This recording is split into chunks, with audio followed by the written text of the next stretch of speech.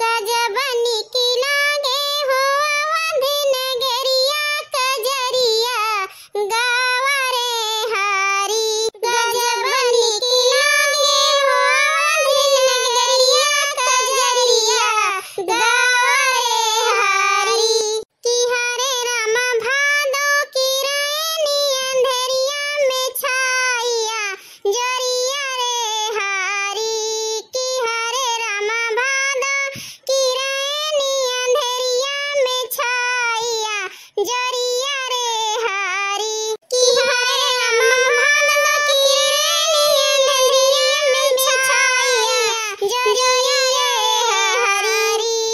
गजब निकलागे हो अवध नगरिया कजरिया गावा रे हारी। गजब निकलागे हो अवध नगरिया कजरिया गावा रे हारी। ऋषि मुनि देवता मंगन मन भाए गगनवा से फूल बरसावत हैं।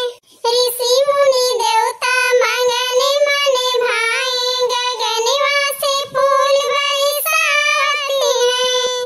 कि देखी के नजारा अवधि के ही प्यारा कि योगी बाबा त सुख पावत हैं। देखी के नजारा अवधि के ही प्यारा कि योगी बाबा त सुख पावत हैं। प्रभु के चरनिया में बीती उमैया की अमरी सारी रे हारी।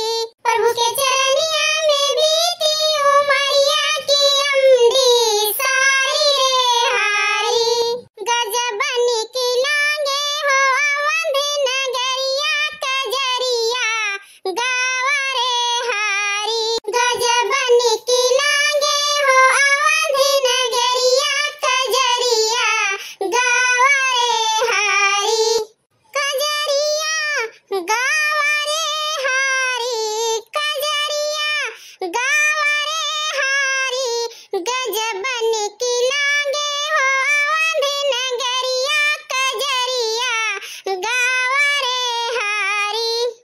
हाँ तो भैया बहनियों नमस्कार राम राम। ये समय भैया बहनियों हमारा गाँव नहीं सभी ना देखता है ना लाइक करता है ना शेयर करता है ना सब्सक्राइब करता है। तो भैया बहनी हाँ आप सबसे यह उम्मीद है हमारा वीडियो ज्यादा से ज्यादा देखा लाइक करा सब्सक्राइब करा शेयर करा प्यार दुलार दिया आशीर्वाद दिया। आप सबका आशीर्वाद मिला तो भैया बहनी तो हमारा मनोबल बहुत बढ़ा है।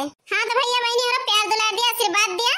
बिना आप सबके प्यार दुलार के भैया बहनी गाँव में मन ना लागत। आप सभी भैया बहनी प्यार दुलार दिए मिले अगले गाँव में भैया बहनी तब तक के लिए बाय बाय। तब तक भैया बहनी आप सभी खुश रहो खुशियां बांटा अपने परिवार के साथ खुश रहे। हाँ भैया बहनी अपने परिवार के साथ खुश रहे अपने परिवार के साथ थोड़ी सी खुशियां हमारी उताए। तब तक के लिए बाय बाय।